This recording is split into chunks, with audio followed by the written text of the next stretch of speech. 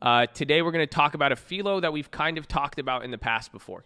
It's a story I've shared with you in the Bible, but there's something about it that we need to talk about. I heard this from Mr. T.D. Jakes, so I was listening to him, and he brought up this story. He brought up this interpretation, and I wanted to share it with you guys. So this is from T.D. Jakes. Some of it, I added my thoughts. Pretty much I listened to it, and I really, really enjoyed it. And I was like, wow, that's some good things to think about. And I wrote down some points that were a little bit beyond and that had me, had me thinking of some stuff. So we're going to talk about the story of Jesus turning water into wine. So I've told you guys this story before. Remember, I read it to you about, I don't know if Jesus in Cana. This was the first miracle Jesus did. The story of water into wine. So this is cool because honestly, I love it. This is why I hope some of you guys, and honestly, some of you guys who believe, I don't know what you believe in God. Some of you are really involved with church. I hope you guys see this on one level. There's some of you are privileged in that sense. Some of you have got to hear these stories. I hope you know, this is something I've realized in life. Not everybody has heard these stories. So something that may seem simple to you, a story you've heard, a lot of people haven't heard it. You would be surprised. And this is one of those stories. So this is in the book of John. And what happens is he went, they're at a wedding and they run out of wine. And Jesus' mom is like, yo, we need some wine. And then Jesus essentially turns water into wine. But there's a little bit of backtrack on this, though, because this is the book of John. This is not Matthew, Mark, Luke, and then John comes.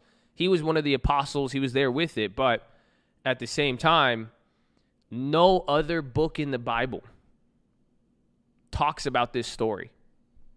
So turning the water into wine, only John thought this was important. No, Mike, and honestly, this is what T.D. Jakes said. I think it's pretty cool when you look at the history of it. Matthew, Mark, Luke, all of those books, and they've experienced, it's their story of how they experienced Jesus. All of them set aside to prove that Jesus was the Messiah.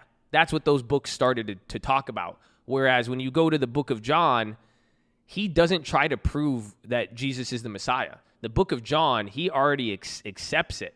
He's more or less just sharing what's happening and what he experienced. So this was the first time. This was the first time any of his disciples saw him do anything. And it's very funny if you really think about it. Because this was a party. This was a wedding. This is water into wine. This guy is God. The first experiment, the first miracle is turning water into wine. That's kind of funny. I've said that when last time I did this philo, you guys remember this philo when I shared this story with you? This was the first philo. The first philo was based off of this story, and that whole idea that it starts off with water into wine, it kind of even shows how nothing is, like some of you guys want to pray to God. Some people do. It's like nothing is too small for God. He cares about it. He even cared about the wine at a party. So some of you guys might feel ridiculous asking for some stuff, but at the end of the day, his mom said, we ran out of wine. Can you make us wine? That's what you use, the Savior, the power. This guy could walk on water. He could do it. And you use him for wine. It's pretty interesting. So here's the next part, though. This is where it gets into, and there's a few parts I want to talk about. I want to talk about being ordinary and then asking for things. And we talked about this a little bit when we were talking about real estate. That's why I was like, it's pretty cool. We could connect this. But that story highlights how ordinary Jesus was. Like, do you realize that? The first story of him, his first miracle, it begins with him at a wedding with his disciple and his mom. There's nothing more normal than that. If you really, really think about it, he was doing very human things. He was amongst the people. He was doing what people did. Come on. Despite his divinity, he was doing very ordinary things. Yes, and he didn't want to release his divinity yet. He didn't want to show him. I think that's kind of important. Because how many of you guys, we said it, how many people, some of you guys believe in God, some of you believe in finance. Some of you guys get really into like motivation and entrepreneurship. But let me ask you this. Are you ordinary or are you different? Most people, they get into the Bible. That's why I don't like church. They act really weird about it because they don't want to do ordinary things. They'll look down on you. They'll treat you different because, oh, you don't do this. Oh, you're not holy. You're not like this. Oh, you're not holy. Some of you guys, you look down at people. Oh, you don't invest. Oh, wow. Oh, you do ordinary things. Oh, huh. Interesting. And yeah, it's not true for everybody. And that everybody's different. For real. And I'm sorry to broaden that or use an absolute. And this is why I'm talking this up. You should think about it. All of you. The question is, like pretty much people want to be like Jesus. That's the whole idea. That's what you're supposed to be. Be like Jesus. Jesus was ordinary. Jesus was very, very, very ordinary, despite even his divinity. He was going to parties. He was at a party, a wedding. You know how ordinary Jesus was? This is the boy. I heard T.D. Jakes say this, and it blew my mind. He was so ordinary that he had to hire, that the government had to hire Judas just to point him out. Have you thought about that? Judas turned him in, Judas betrayed him, but they needed a Judas to literally point the dude out because he blended in so well, because he was just like anybody else. This guy had all of these miracle capabilities. He did literally the Most High God, and you couldn't even tell him apart from a random dude at the time. Oh, come on. Literally, they had to have Judas say, point him out, give him a kiss. Like, how would you not know? Like, dude, this guy's been walking around doing this, doing that. Yeah, he would clean. That's just crazy. Think about the level of order. So this concept blew my mind. And, and it got me thinking. It really, really got me thinking that maybe ordinary is really, really good. And I thought about it, and it's even what I told you guys, with what we talked about today with real estate. My life was very ordinary. I don't know. I hope so. I think some of you guys could see the ordinary in my life too. I mean, I don't do certain things are a little different, but for the most part, I mean, that's why I think a lot of us get along. I play video games just like you guys. I mean, a lot of us are into the same stuff. A lot of us do a lot of this different stuff, and ordinary's good. And that's what I was telling some of you guys. You guys see when you ask me a question and you're like, I wish I had common sense. I wish I had this. I'm like, dude, like, nah. Like, I'm not even like that. Like, some of you guys place me higher than what I am.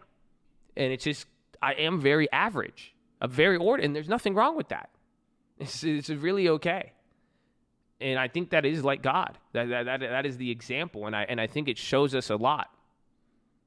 I think it's telling us, is what I even told you, you don't need anything special.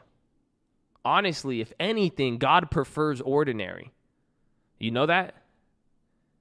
He didn't need, dude, what he does is extraordinary, but he starts with ordinary. So, think about it. This guy would use 2 fishes. He'll use a man born in a manger. That's how he's going to come into the world. He's just using little people. He used people that were looked down upon, people in society that were ignored. He used the most ordinary tools. There was never a miracle in the Bible or a story of Jesus of him using something extraordinary to create an extraordinary response. Everything he did was simple, down to eating, walking, sleeping. He would even be like, why would you wake me up when you're worried? Various stories. So I hope you know God likes ordinary. And I think some of you may have been struggling with that. I think we all do at some times. You look at it and it's easy to feel like you don't have enough. It's easy to feel like there's this and that. And it's easy to get into even a habit where you want to be extraordinary, or you might your ego might take control and you might start treating people different because you're missing this point. Maybe you got too much pride in yourself to realize that even God likes ordinary. Like, for real, God likes ordinary. God uses ordinary. So some of you want to be used, and some of you want to do something. You have these great, great desires, but my question is it a desire to be extraordinary, or is it to do something ordinary with what you got, with what your ordinary self is? Because that's how it works, at least with God. It's humbling in that way. And that's what ordinary means. And that's what I'm saying. To some of you guys, I hope you know ordinary is good. And then to some people too, and even both, maybe the same person at the same time. I think that applies to me. Ordinary also means humble yourself. A lot of people, bro, would have got really, really mad at Jesus going to that party. You don't think they would have posted it on TMZ? Oh my God, Pastor Jesus. Look at Pastor Jesus at this party, and he asked them for wine. He gave them more than enough. Man, dude, imagine if Republicans and Democrats were there. Wow. Imagine. And they're like, oh, Jesus is hanging out with the Trump supporters. Jesus made a Biden blast. They would have said, this guy, he's supposed to be this. Yeah, they say he's abusing his divinity. They would say a lot. You probably would have said a lot. A lot of people in here. I know it would be hard not to. I mean, we're humans. Welcome to the world. Honestly, what would the headline be? Say, the Messiah elect caught at a wedding getting people drunk. Damn, they're like, that was the Messiah elect, bro. That's crazy. People would have got mad. Honestly, the fact that he did so many ordinary things, it was really hard for people to believe. That was it, honestly. So, that's the first part, being ordinary. But the next part is how his mom asked. I talked to you guys about this. So, again, this is how the story plays out. They run out of wine, and then instantly, his mom, think about it, his mom knows who he is. Nobody know that at this point, the disciples have never seen anything by Jesus. They followed the dude. They were down. That's it. They were down before TLT. That's it. It was like some of the guys in here, Babinski, all that. I was just losing money. We had shitty quality. They were still just down. They hadn't even seen anything. We didn't even see a long term. They were just like, all right, word. They were just like, I'm with it, bro. I feel it. All right, like he's decent. I mean, everything else is shit. They're with it. They were with it. But they didn't see anything yet. But his mom knew. His mom knew. She birthed him. Her story, everything. She knew he was divine. So what happens is that his mom is the one who asked him. They run out of wine. His mom says, hey, they ran out of wine. She doesn't even ask him for something. You realize that? How his mom asked is the key now. Because she just said, we ran out of wine. And then he says, listen, woman. Literally, go read the Bible. He says, listen, woman. Something along those lines. He said, my dear woman, what do you not understand? He said, my time has not yet come. He said, what are you doing? And then what was her response? She didn't even answer him. Jesus. Isn't that funny, man? I think that's just a mom thing. Some of you guys are going to get so successful, you're going to do a lot of stuff, and your mom is still going to be like, bro, come on, clean your room. As moms be like, yep. She didn't even say anything back to him. All she did was she told him the problem. She knew who he was. She knew what he could do and knew he would be the one who could fix it. But she just, right when he said, it's not my time, she looked to the servants and said, whatever he tells you, do it. So she walks away after he's like, it's not my time. But then she goes up to the servants and says, whatever he says to you, just listen to him. So then what happens? The servants listen to him. He said, go pour water in these jugs. And then they said, pour a little bit out. It was still water. But as they were pouring it, it turned into wine. And then they gave it to the headmaster of the wedding. And then he was tripping out. It was wine. And he was like, yo, why would you ever save the good wine for the last? You put the good wine in the front, and then again, think about this. He says, when everybody is drunk and well drank, then you bring out the cheap wine. So that tells you a little bit of the context of the party Jesus was at. They were turning the fuck up. Excuse my language, but they were. This wasn't a Bible study. He literally said, yo, you're supposed to bring the good stuff in the beginning, and then after we get plastered, you're supposed to bring in the rest. Come on. That tells you something about the context. You could laugh, we could joke about it, but think about that. That's a very ordinary place to be for the king of the world. So after the wine guy tasted it, he didn't even know where the wine came from, but the servants knew. But back to the mom. She asked him, and then she just walked away.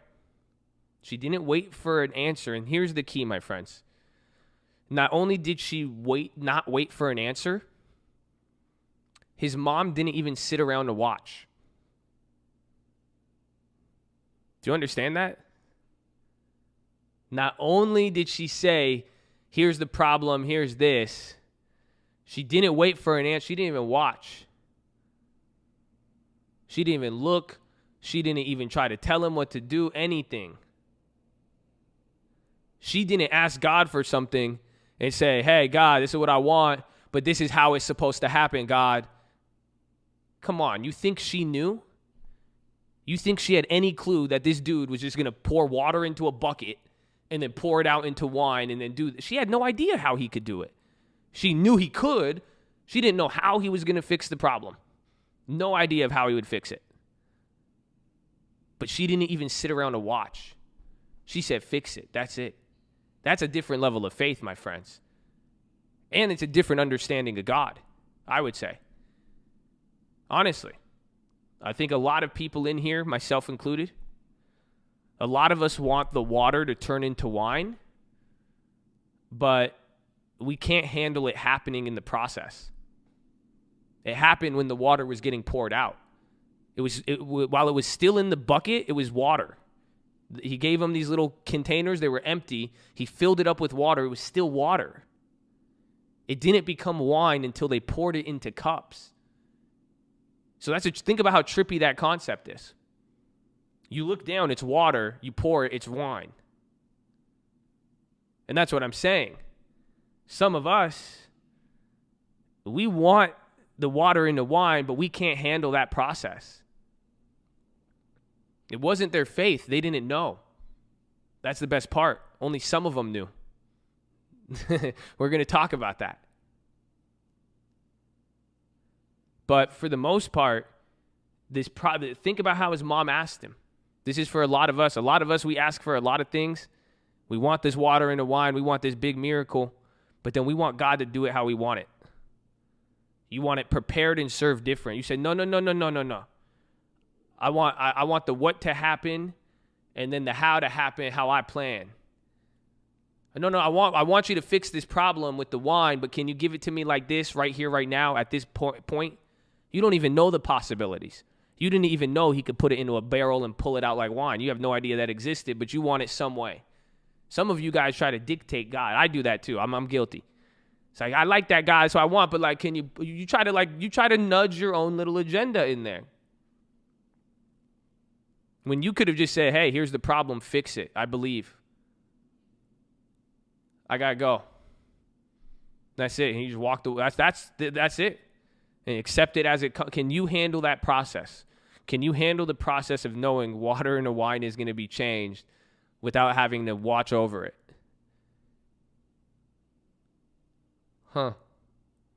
Hey, fix my problems. Do it my way. Exactly.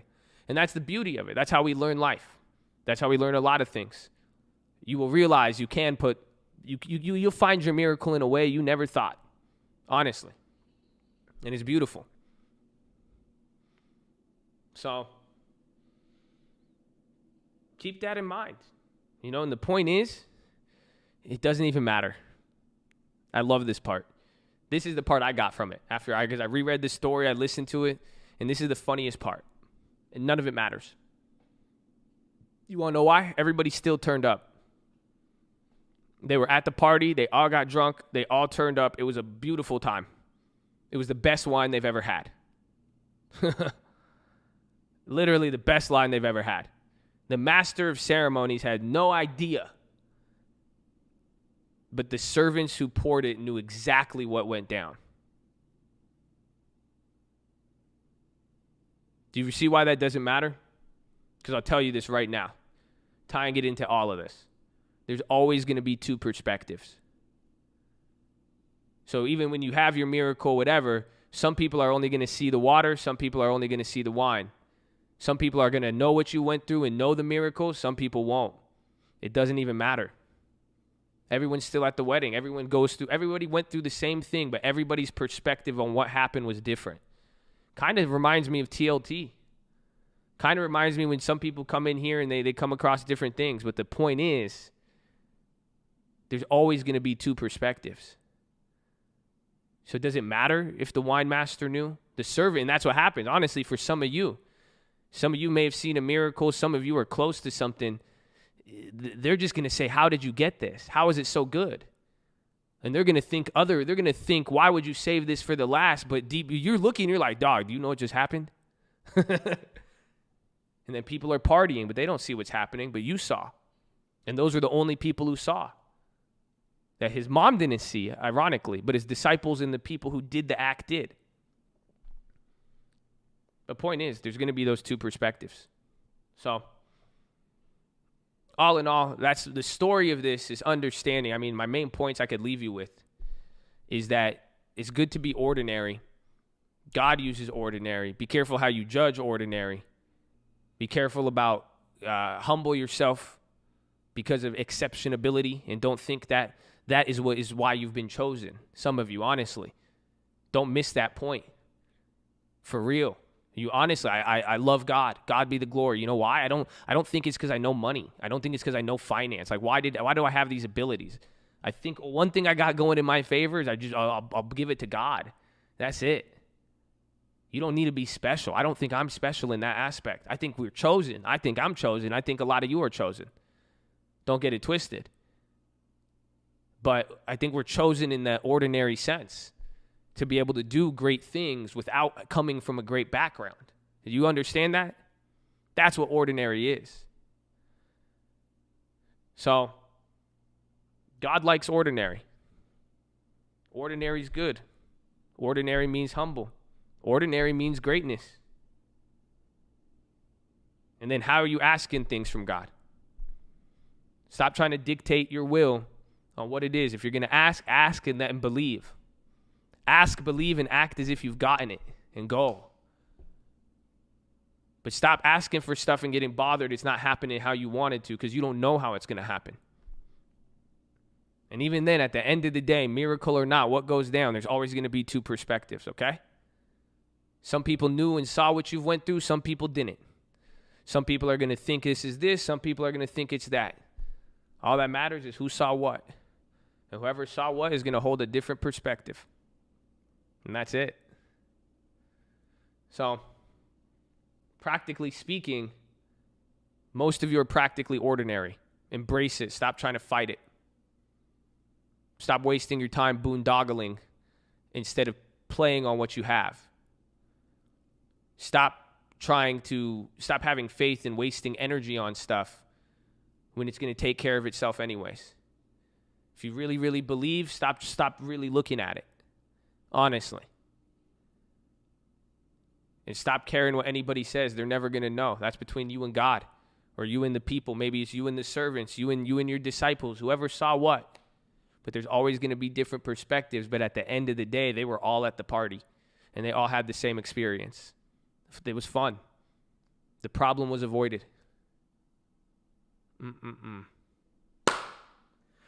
So, I hope that helps. I love that story. I like it. And if we go back to the first philo, don't ever forget, nothing is too small for God. You may think it's dumb. You may think it's stupid. Give it to God. That's what I do. Simple as that. The first thing they wanted was for him to do wine. So, you could ask for anything. Just got to believe. So, That is your philosophy, ladies and gentlemen. Make sure you guys are a subscriber. Live Monday through Friday, 30 minutes before open. Drop your thumbs up on the video. You're on mobile. Press hi chat. X out the chat. Hit the thumbs up on the video. Second link for the Nightly Watch. This is the main channel. First link for the Scream Alerts Bootcamp and Real Estate course. Follow me on Instagram at the Trading Fraternity. Keep it positive and respectful. New guys, don't be too shy to say hi or too high to say shy. We're glad you're here. Say what's up. And that's it. That's it.